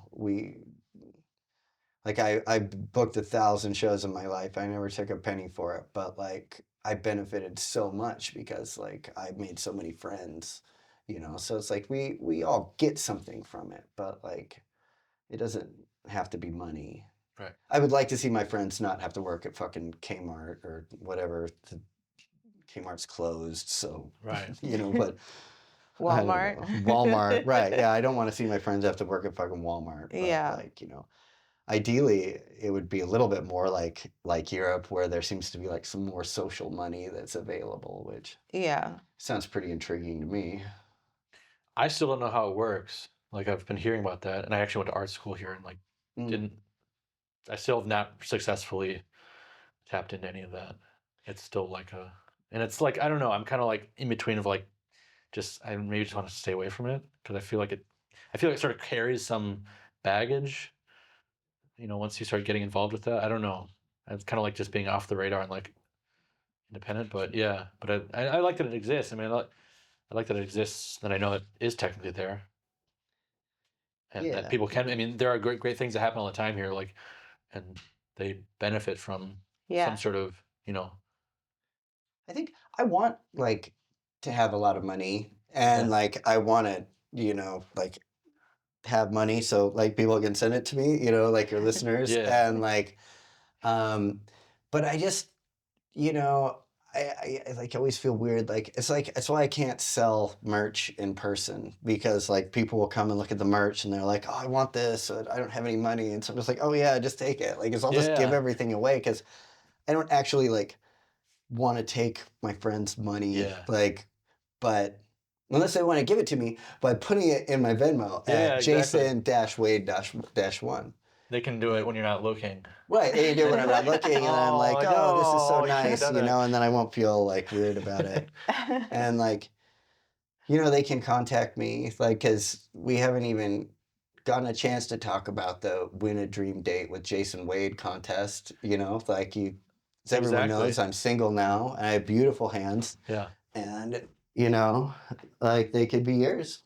Maybe for the night, you know, how do maybe. How do they enter? How do they enter for a chance? Well, sending me money, that would be a good first start, you know. Maybe some racy photos. Yeah, like, you know, like my email is still newmexicanpizza@gmail.com. Yep. And so, you know, they could send me this stuff, and that's a great way to, you know, flattery. Like I like flattery, you know, and that's probably like, you know, a good first step. Good. All right. You know, I'm not single very often, but I am right now. Get them. So, get them while he's hot. Get them while he's... Yeah, right. Like I'm very pretty. I'm not really useful. I have to spend long parts of my day are just like applying lotion to my hands and soaking my hands in things. Putting glitter on. Yeah, well, I mean, yeah, obviously, you know, but, you know, so, but I can cook, I can clean, I'm really good at feeding cats, watching them eat. Yeah. I'm good at that. I'm very charming. For sure. You know, I can pour drinks with my beautiful hands. Show me your fingernail. These ones? Yeah. Yeah, I'm in desperate What do you do with those? Well, I pick my nose You mainly. don't want to know. But I'm in desperate need of a manicure. You don't even want to see my feet. But so I could really use that money. Like I've got some old henna on there that hasn't come off. So, keep them rolling. What were some of the highlights of your travels?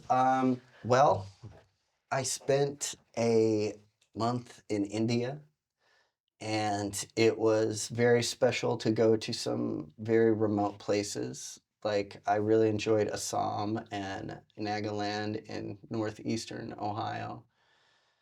I really enjoyed Amritsar and hanging out with the Sikhs and, just Nice. going into a lot of temples and hanging out with like Hindu people and just learning who they are and like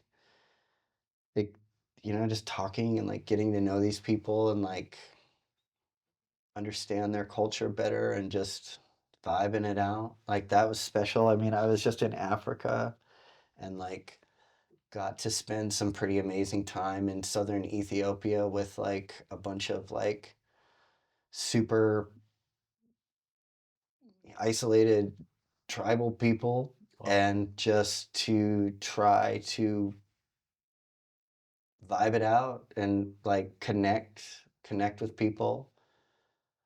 I mean, a lot of countries have rock and roll. A lot of countries have heavy metal. And so like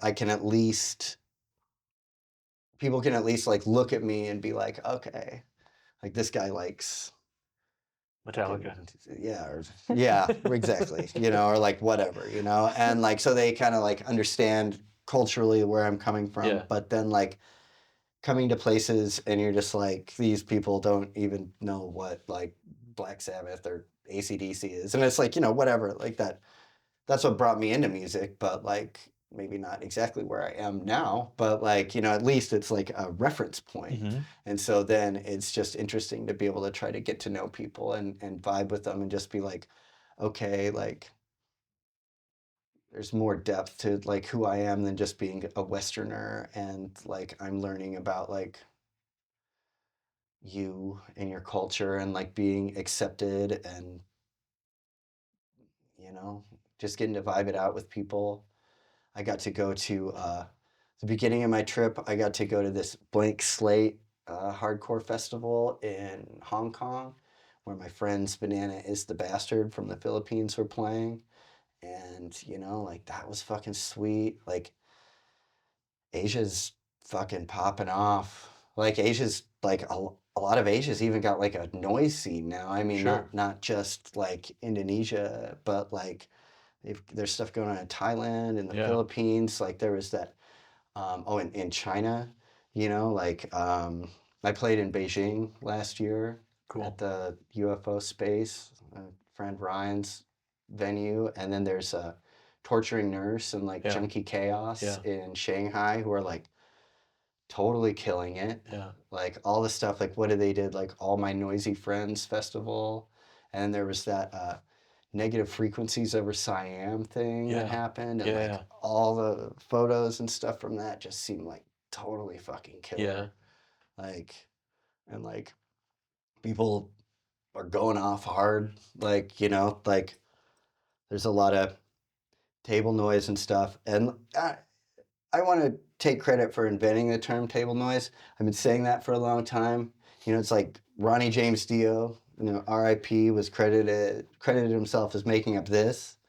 I want to be like him and say that I made up the term table noise.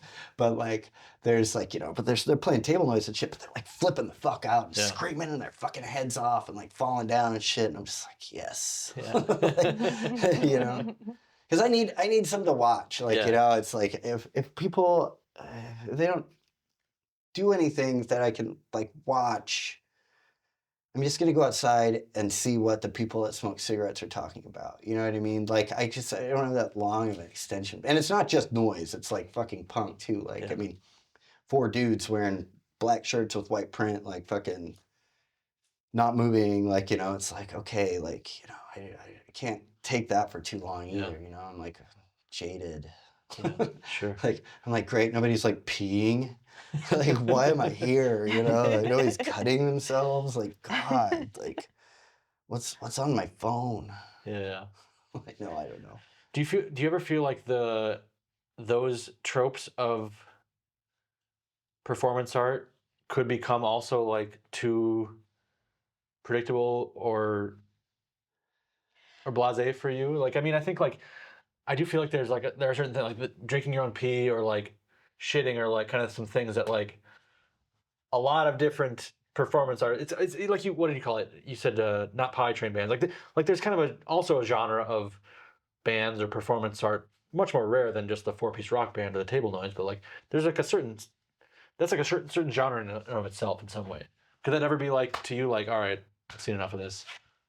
I mean, it all depends on the context. Yeah. You know, like I don't really think of a specific thing as a gimmick unless you let it just be a gimmick. You know, I mean, if it is a gimmick, then people will see that it's a gimmick, and Yeah. like, Right. yeah. Like if you're like the Ramones of pee.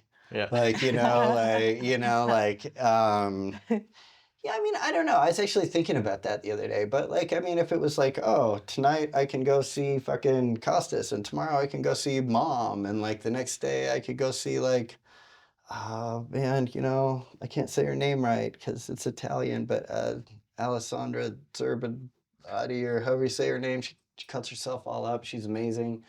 Like I could go see, if I could go see that shit like every fucking night, I think I would. Yeah. Mhm. Like, and it's just like, because that stuff has always got an element of possibility of like, and the likelihood of that element of like danger or possibility, like of something once in a lifetime happening, like, happening is good. But I'd also like, it's not even just that. Like, I mean, if I could go see like Dr. Quinn Medicine Woman play and it's gonna be fucking hilarious and like smart and like funny, like I'll go fucking do that all the time. Yeah. Like if I have the chance, like I don't know. Like I just need a little something. I mean, I love to see modern dance. Like I love to see like symphonic stuff. Yeah. Like I love to see like I just want to see stuff I haven't seen. Like, you know what I mean? Or like,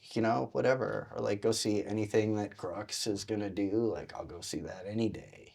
Like it's always gonna be like interesting. I don't know. Mm-hmm. But it's just and it's great. It's great. Everyone should perform and everyone should go do what they want to do. Yeah, It's just like that's and I'm not trying to yeah. like talk shit about people or like shit on what people are doing because it takes a lot of guts for anybody to get up in front of other people and perform. Like I have extreme stage fright. Like every time I play, I was like nervous all fucking day just thinking about doing this fucking podcast. I was like, oh my God, I've never done a podcast. My I had to hold him. she had to like, hold me yeah. while I cried and like it was terrible. And like, like I was like, oh, because I've never been on a podcast. I get my podcast cherry pop today. And like, but I'm always nervous before every performance I do. Really? Like, yeah, always. Like, and like, What are you nervous about? I don't know. It's just part of my process. Yeah. It's just part of my like, anxiety, beat myself up fucking process that I seem to. I get worried when I'm not nervous. Like there's moments where I'm just not nervous and I'm just like, oh, okay, well then this means that like and it's not often, it's more just when I'm exhausted and then it's not as good or Maybe as it's time that you're fulfilling not as gonna a give show. You're not gonna be able to you give it know? your Yeah. all or something like that. Or it's just maybe not it could not be the right show, or something. But it's usually I am nervous, Yeah. Were you nervous before playing with Cocky SP? Yeah. Yeah. Hmm. 'Cause, Sometimes I would black out. yeah. Well, because there's always just like, even when you're doing complete improv and it doesn't Mhm. fucking matter what the fuck you're gonna do, like still like, you have like your own little parameters that you set to like, maybe, oh, whatever. Like I left my fucking pedal on and the battery's dead. like by the time I get up there, or like, there's some technical thing, or like, whatever. And like, so, I'm always, and it's just stupid. It's stupid. It's just something I do to myself because I don't know, I do that to myself. It's not good. But all I was trying to say was that everybody's art is valid and everybody should get up there and do it. And I'm happy that everybody's up there and doing it. But when I'm up here talking shit about this stuff, I'm just the person that's trying to tell you to take it up a notch. Yeah. And that's not everybody's thing. Some people want to not take it up a notch, and that's cool too. I just get bored and go outside. Like Yeah. like Maybe take it up a notch for yourself, whatever that means. Doesn't necessarily mean peeing or pooping, but it might mean like just like maybe I being don't more honest in some way about it. Yeah, like show me a movie so I don't have to like watch you stare at your fucking laptop. Like, like I mean, it's like, whoa, man, like, it's great. Like this is like you are a composer, like 100%, and it's great to hear your stuff, preferably super fucking loud, like on a nice sound system, hopefully, then, but like show me a movie or work with a dancer or like, I don't know, have somebody do a puppet show or like, it doesn't have to be poop and pee. Yeah. I just want like, I like a performance aspect to live performance. Yeah. Like, and that's not everybody's bag. And that's cool. Like what I like is I like terrible and I like ridiculous. Mm-hmm. And some of this shit is like ridiculously fucking boring. And like I appreciate that. Like it's really like when I don't like something, like it's good. Like it's good that I don't like it. I'm the one making it fucking valid. Like when all these little kids are like fucking crowd killing and like, like punching each other in the face, like I don't really like it, because I'm old. But that's what the fucking kids are doing now. And I don't like it because I'm fucking old. And that's what makes it awesome that I don't fucking like it. Yeah. So they should do it. So, I mean, I'm not trying to shit on anybody. Yeah. I just like talking shit. Everybody at home. You've been very gentle with your shit talking. It's been, I wouldn't say, but yeah. Oh, okay. Okay, good. Well, how much time we got?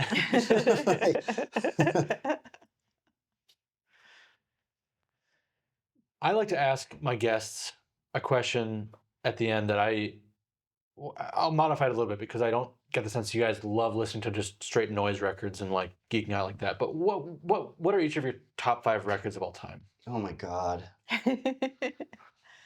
Top 5. Cut it down to 5. Wow. Like. I like Sparks. I love Sparks. I like Indiscreet. Sparks. I think it's a great one.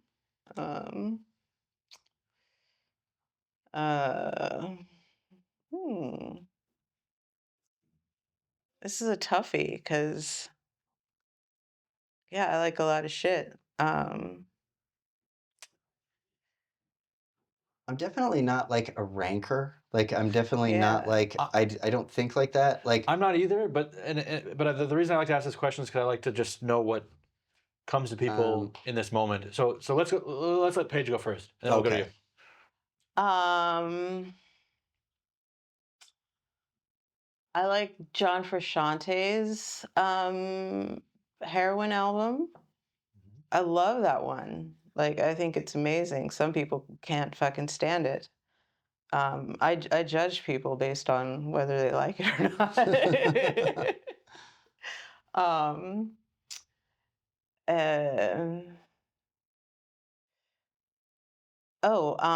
I like Clan of Zymox's Subsequent Pleasures because I'm goth,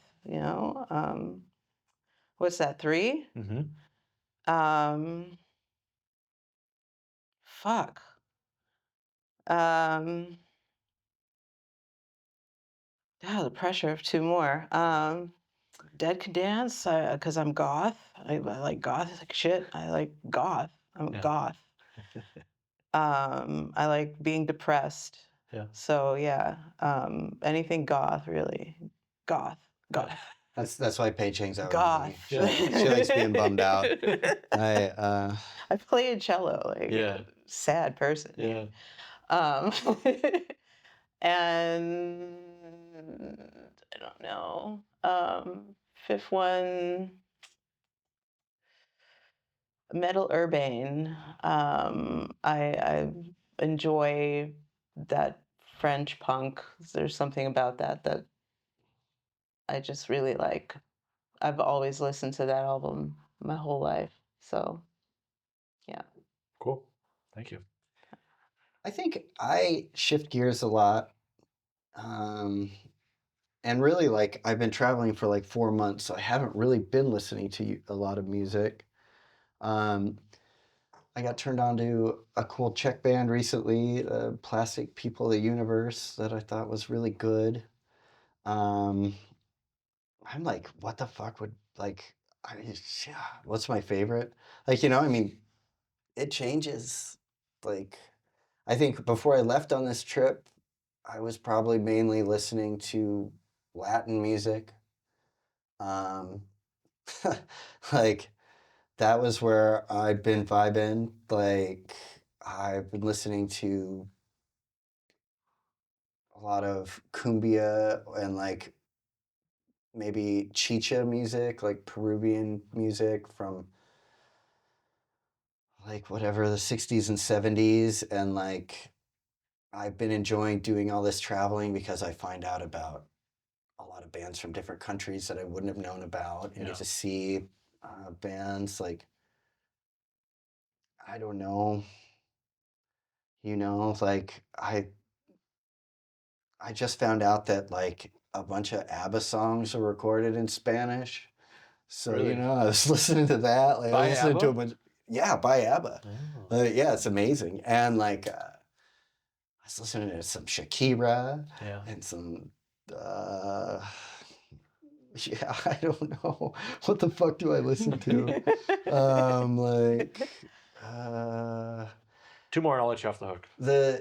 a record that was very influential for me when I was a little kid living in South Dakota was the Our Earth's Blood 7-inch by Man is a Bastard. That definitely like helped Yep. get me into noise. Like, I always really liked that 7-inch. That's like Henry Barnes and Eric Wood, like basically, and Henry Barnes is fucking God, and like everything he does sounds fucking amazing. On top of being a sweetheart. Um, let's see. I don't know. The Slight Slappers. I don't fucking know. It just depends. I don't know. I think I decided recently I don't like music. Yeah. Yeah, I'm we like, had that conversation. yeah, Like, I'm like, I don't know, fucking ZZ Top. Like, Yeah. I don't know, maybe I'm just gonna fucking listen to ZZ Top and like be fine. Yeah. I can see that. Like, yeah. I mean, when I leave here, I'm gonna be like, oh, Yeah. you know what my favorite fucking record is? I Yeah. really like the Jane County Blatantly Offensive EP. And if you ever have a chance, read her book, Man Enough to Be a Woman. And she's still alive doing like art exhibits in Atlanta. Mhm. What I really love Rick James, like way too much. Mhm. And his autobiography is also totally fucking amazing. Mhm. I don't know. Like, I feel like I should be like coming up with something like, I think it's because we listen, like, like saturated with music. Like, we listen to a lot of music. Yeah, So sure. it's so like difficult to like pin down like what is. Five, yeah. Yeah. and really I think like with extreme music, I enjoy it more live. Like, Yeah. I'm gonna Yeah. like the chance to go to like a rowdy hardcore show or like a power violence show or like something like it's always like something that like I get excited about, or like some kind of show where it's going to be like I don't know, impactful live. Yeah. Like, but then like I go home and it's like, sure, like, sure, I listen to fucking Capitalist Casualties and like everything, but like I guess like a lot of times when I go home, I just want something in the background going on that's upbeat, and like, so I'm just gonna put on Bobby O, Mm-hmm. or like, like listen to fucking Italo disco, or like, I love Italian disco. yeah, or Why like, did I not think of that? All I've been listening to actually, like recently, has been Italian disco. I'm trying to write a song that like goes into like an Italian disco like dance beat. Like, hell yeah. so yeah. So yeah, I don't know. And it just goes through phases. I go through phases. Yeah. Like maybe like I'm in a period like I said before I left, it was just all like Latin music. And then maybe another time I'll be like listening to fucking big band, or like, like I fucking listen to Gershwin and fucking Cole Porter, and like, I'm like working my way backwards. Yeah, sure. Yeah. Like, so. Yeah. That's good. What do you guys got going on, like, coming up in terms of whatever, your lives or music or art? Anything like any events or productions or? Well, I am actually like I just mentioned I'm like writing some music because yeah, I have my artist visa here, and Yeah. so I really want to be an artist out here and make that full time. I would like to be playing out not just in Germany, but all over Europe and start doing some solo stuff. So that's what I'm working on. Cool. Yeah. Is that like cello based? Singing, there's gonna be some cello, like lots of dance beats, like I, had mentioned, and Can you sing and play cello at the same time? yes. Cool. That's sweet. Yeah. I used to play cello Ah, cool. for about 10 years. Yeah. Yeah. Yeah. I haven't played it in probably 10 years. I haven't played it, but Yeah. But I do love the cello. Yeah. It's actually really good to sing and play cello. That's kind of like how I was like learning the intonation beforehand. Yeah. So yeah. That's another skill. Yeah. What about you, Jason? Me, I'm trying to stay traveling for as long as I can. I'm Until doing you die. this. What's that? Until you die. Until I die soon. Which I mean, unless like my savior, my beautiful, rich, new wife answers my desperate call for the Win a Dream Date with Jason Wade contest. Until that happens, I'm doing this tour with Black Plague. They're going out with The Faint this month. And I'm going to do that. And I just did a bunch of recording with a band called Anal Butt, which is like my friend Dan and Danny. And Proppert? It's Danny Proppert? I don't, he's from Maryland? Maryland, yeah. Yeah. Actually, I don't know his last name. Yeah. But, Okay, yeah. I know Danny quite well. Oh, great. Yeah. So yeah, I just did. We just recorded for I think 3 records with them. Cool. And I'm working on a Christmas album with Scrumbly Coldewin, who is one of the 12 original Cockettes. And I've got some projects with Poopy, and I'm sure, Cocky E.S.P is going to keep shitting fucking crap out. And, and you people out there, you should release it on vinyl for us. And, I'm looking to do some cameos, like whatever, well, not through the app, I don't know how to use an app. That's why I need a wife so that she can show me how to use my phone. But, I mean, I'm down to, for be on your album, like someone's album that needs animal calls or just some beautiful hands. For a modest fee. Yeah, a modest fee. Like, a lot of people, my hand modeling career is kind of popping off. I'm just about to launch my new Instagram page, which is Jason Wade Only Hands. And that will be pretty good. And I'm, talking with some people. Like, say you're going to do an album cover and you want better looking hands on it. Like, they could be my hands. Because, like, you see, like, an album cover and it's like Bjork or something, and she's like holding her hands. Like, those aren't her hands. Right. Everybody wants to look at fucking Bjork's hands. Right. Like, like, Bjork's awesome. Like, they want to watch her awesome videos or listen to her music. They don't want to look at her hands necessarily, though. Yeah. She's got to sell copies. So. Yeah. So we got a like, Jason Wade actually behind it's like the Ralph Wegman dog photos. Yeah, like, well, I mean, my hands are very versatile. Yeah.